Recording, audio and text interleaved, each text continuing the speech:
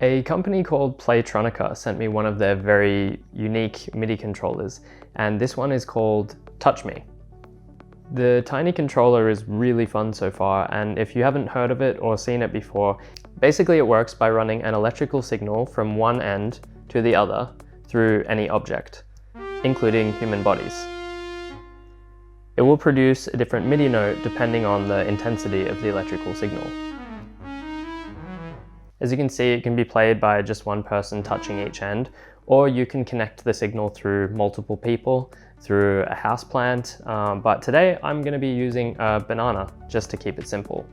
Instead of focusing on all the cool things that you could connect it to or how to interact with another person, I'm instead going to focus today on how you can take that signal through software such as Ableton Live, but theoretically you can use any DAW. And I'm going to give you my 5 main tips on how to get musical, interesting sounds out of this weird instrument. To get started, all you do is plug in this USB cable, and then you can use these small buttons to set your root note and the scale. So I've got the controller plugged into Ableton Live, and I have the Touchme selected as the MIDI source, and I've turned on recording. So if I pick up the banana, this is what it sounds like without any of the extra tricks.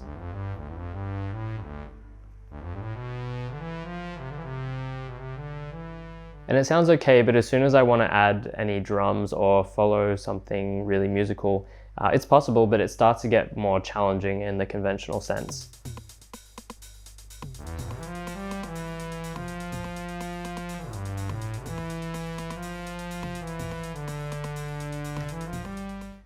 Although it is possible, it's something kind of in the vein of a theremin that unless you're really practiced at playing this kind of instrument, it's going to be much more difficult to get everything perfectly rhythmical. So the first tip that I'm going to give is actually arpeggiators. So here in Ableton Live, if you go to MIDI effects under arpeggiator, you can find some different ones. I've gone for the Bach 16ths. And if I turn that on,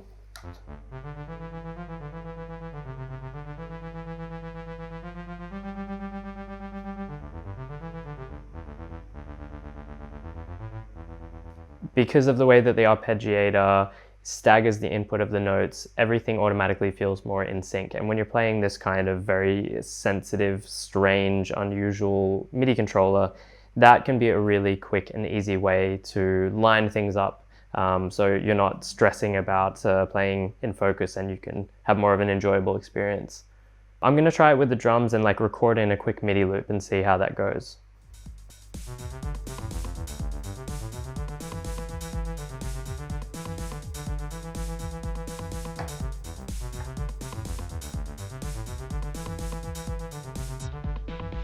It was just literally the first try, and already it sounds pretty okay, at least interesting.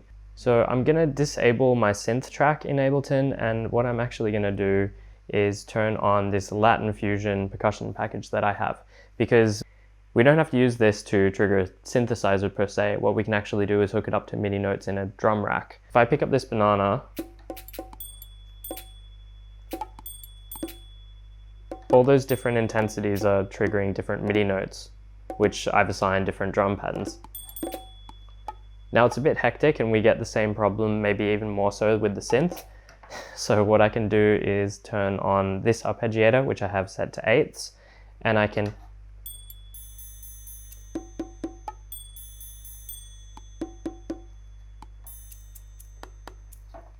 and it's already pretty easy to get something that sounds intentional. So what I can do is cheat a little bit more by adding some delay and reverb, and we can add this in with our other drum tracks and even our synth track that we've already got going.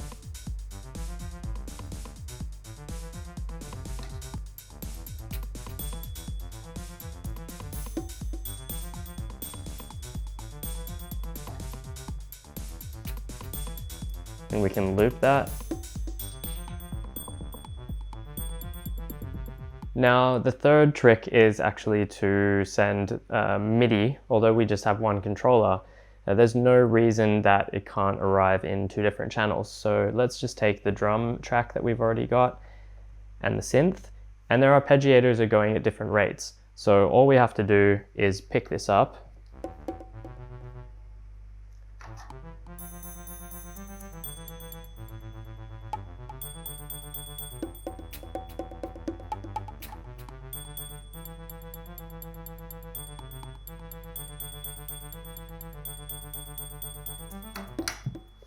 and you get 2 for the price of 1.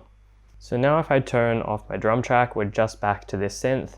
I'm actually going to turn off the arpeggiator, and I'm going to find one of these clips that I've made before. And if I play it,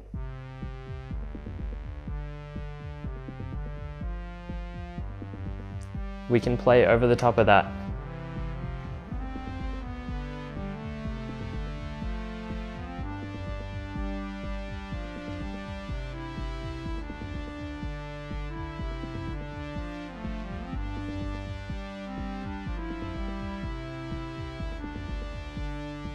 I can't say any of those harmonies were particularly amazing, but the nice thing is, especially with Ableton and receiving MIDI, is that you can play along long enough that you can find interesting harmonies and then pick and choose the little best snippets. And if you miss a note here or there, you can actually just tune it in the window.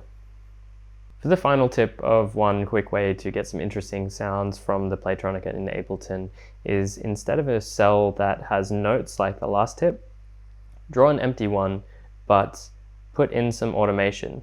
So here I've gone in and I've drawn some filters on my synth cutoff that look like this. And if I play it,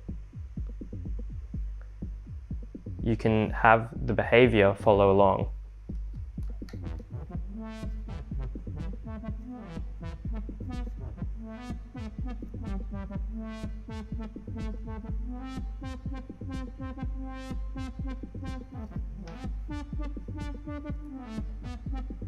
The nice thing about this one is, although the arpeggio cuts it really well, you lose a little bit of those strange glides between notes that come from the Touchme, and instead you cut off the gates in more specific points.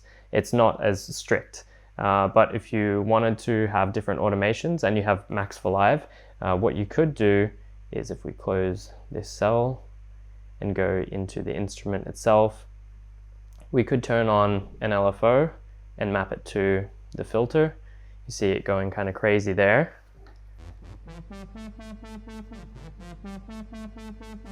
And then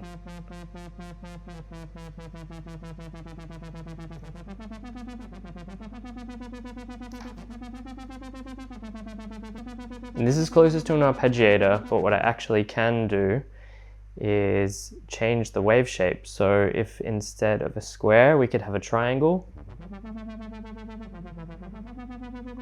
and change some jitter and smoothness even.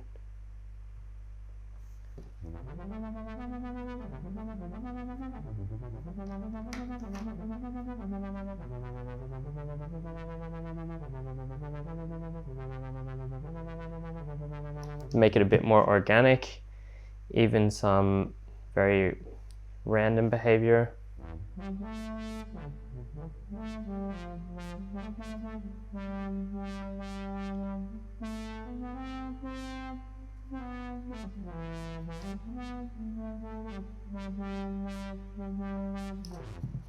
We could change it from random to just a regular sine, change the rate to be actually quite slow and non-musical actually.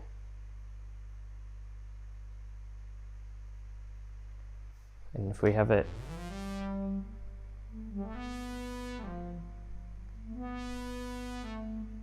get some weird behavior too. And combine it with the arpeggiator as well.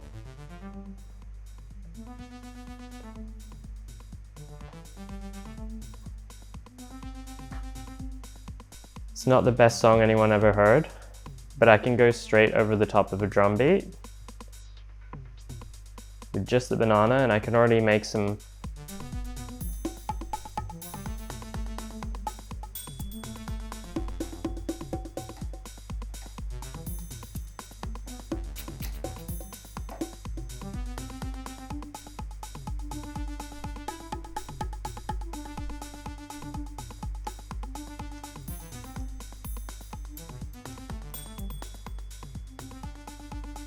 That's it from me, but if you have any other ideas of how you could use this, let me know. Those are my quick ways when I plug it in to get an idea out more quickly that I can use in the context of a song. If you found this interesting or you want some other free samples and tutorials, feel free to check out my channel. If not, have a good one.